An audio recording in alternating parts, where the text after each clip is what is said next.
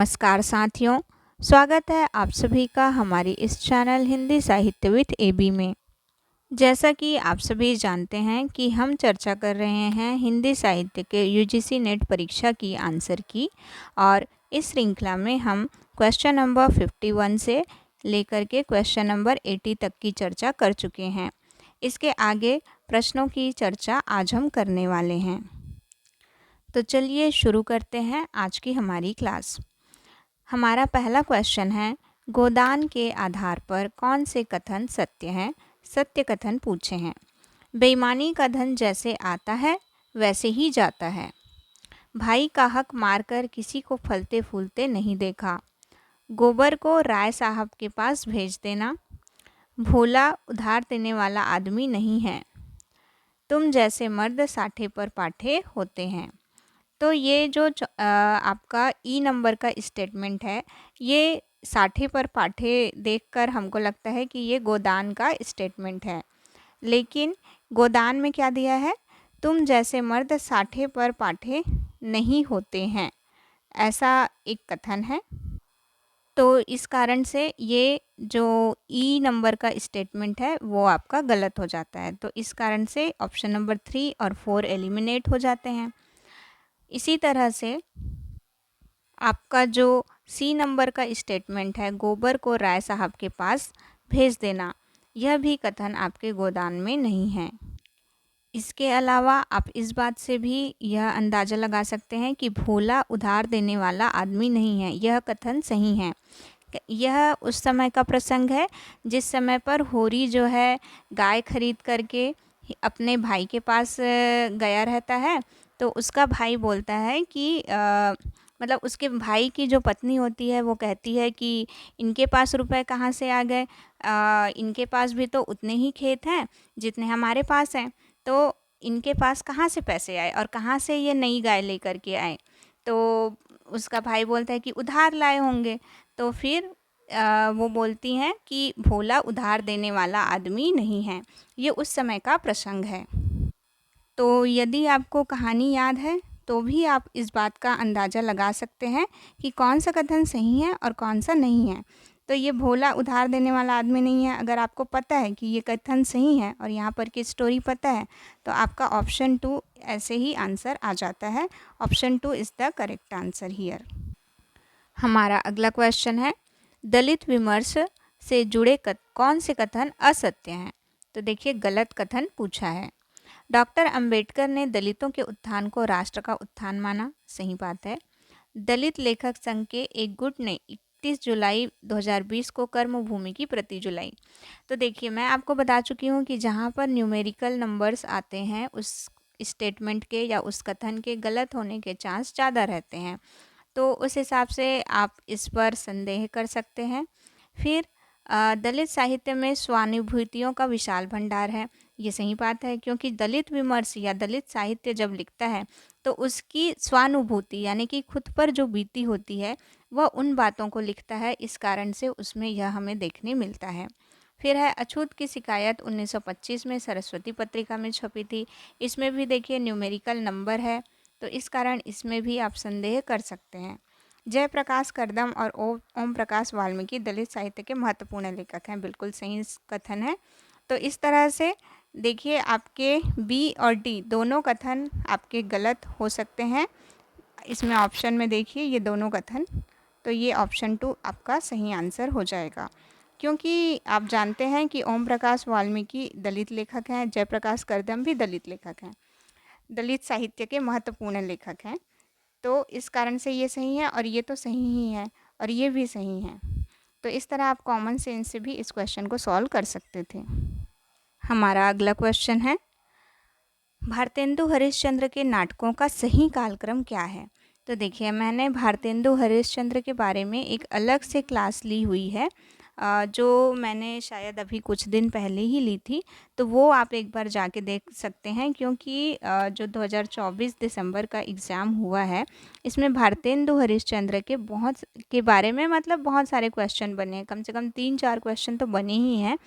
तो उससे आपको हो सकता है कि सिर्फ वो 10 मिनट की वीडियो देखकर आपके बहुत सारे क्वेश्चन सॉल्व हो जाएं। इस कारण से आप उस वीडियो लेक्चर को जाके ज़रूर देखिए। तो देखिए भारतेंदु हरिश्चंद्र के नाटक का सही कालक्रम यहाँ पूछा गया है। तो देखिए भारत दुर्दशा आपके पाठ्यक्रम में है और इसका जो प्रकाशन वर्ष है वो है 1880। सती प्रताप इनकी अधूरी रचना है, यानी कि ये सबसे लास्ट में आएगी, है ना। और उसके बाद सत्य हरिश्चंद्र, तो सत्य हरिश्चंद्र इनकी 1875 की रचना है ना। मुद्रा राक्षस, मुद्रा राक्षस का प्रकाशन वर्ष है 1878 और विद्या सुंदर का प्रकाशन वर्ष है 1868। तो आपके मुद्रा राक्षस, विद्या सुंदर अनुदित नाटक हैं। सती प्रताप इनकी अपूर्ण रचना है, इसलिए ये अंतिम में आएगी। तो यदि आपको इतना भी पता है कि सती प्रताप जो है इनकी अपूर्ण रचना है और यह सबसे अंतिम में आएगी, तो भी आप देख सकते हैं कि बी ऑप्शन किस में अंतिम में है, तो इसी में है। तो इस कारण से option 3 is the correct answer. तो इस तरह से आप देख सकते हैं कि कैसे अगर आपको सारे कालक्रम नहीं पता है, उसके बावजूद भी आप सही आंसर तक पहुंच सकते हैं।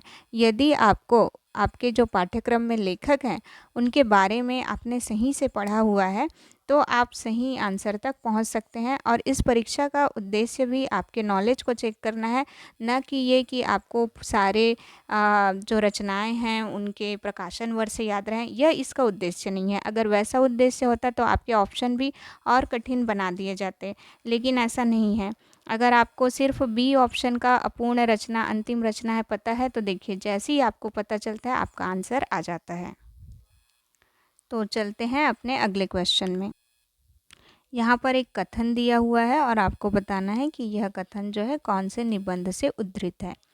जातियाँ इस देश में अनेकाई हैं, लड़ती झगड़ती भी रही हैं, फिर प्रेम पूर्वक बस भी गई हैं। सभ्यता की नाना सीढ़ियों पर खड़ी और नाना और मुख करके चलने वाली इन जातियों के लिए एक सामान्य धर्म खोज निकालना कोई सहज बात नहीं थी। तो पूछा है कि कौन से निबंध से है। तो निबंध तो आपने पढ़ा ही होगा, और जो छत्तीसगढ़ बोर्ड है या अन्य जो स्टेट बोर्ड के हैं उसमें नाखून क्यों बढ़ते हैं निबंध को बच्चे जो है अपने स्कूल टाइम में ही पढ़ लिए रहते हैं। तो ये इसी निबंध की लाइन है। तो इसका आंसर हो जाएगा नाखून क्यों बढ़ते हैं, और इसे लिखा है हजारी प्रसाद द्विवेदी ने। हमारा अगला क्वेश्चन है, यहाँ पर एक पंक्ति दी है। पंक्ति कौन से अंक से ली गई है इस अंधेर नगरी नाटक के, यह पूछा गया है। ठीक है, आपको बताना है कि अंधेर नगरी नाटक के कौन से अंक से यह पंक्ति ली गई है। चूरन अमल बेद का भारी, जिसको खाते कृष्ण मुरारी, मेरा पाचक है पचलोना, जिसको खाता श्याम सलोना। तो देखिए यहाँ पे चूरन को क्या किया जा रहा है, बेचा जा रहा है। तो आप ये याद कीजिए कि अंधेर नगरी नाटक के कौन से अंक में चीज़ों को बेचा जाता है। तो कौन से अंक में बेचा जाता है, दूसरे अंक में बेचा जाता है, क्योंकि दूसरे अंक में ही वो जो शहर का जो बाज़ार का दृश्य होता है वह दिखाया गया है, जहाँ पर हर चीज़ बिकती रहती है। और यदि आपको इतनी सी बात पता है तो आपका यह क्वेश्चन सही हो जाएगा। इसके अलावा हम बात कर लेते हैं अंधेर नगरी में कुल कितने अंक हैं। तो कुल 6 अंक हैं। इसके पहले दृश्य में जो अपने महंत होते हैं वे अपने 2 शिष्यों को लेकर के आते हैं। दूसरे दृश्य में शहर के बाजार का दृश्य है। यदि आपको ये 6 अंकों के नाम भी याद है तो भी आप उससे दिमाग लगा सकते हैं, क्योंकि दूसरा अंक क्या है, आपका बाजार का दृश्य ही है। तो इससे भी आप ये क्वेश्चन सही कर सकते हैं। हमारा अगला क्वेश्चन है, भीष्म साहनी की रचनाओं के आधार पर उनकी रचना और रचना का प्रकाशन वर्ष आपको सुमेलित करना है। तो भीष्म साहनी जो है आपके पाठ्यक्रम में हैं लेखक, इनकी रचनाएं आपको याद रहनी चाहिए।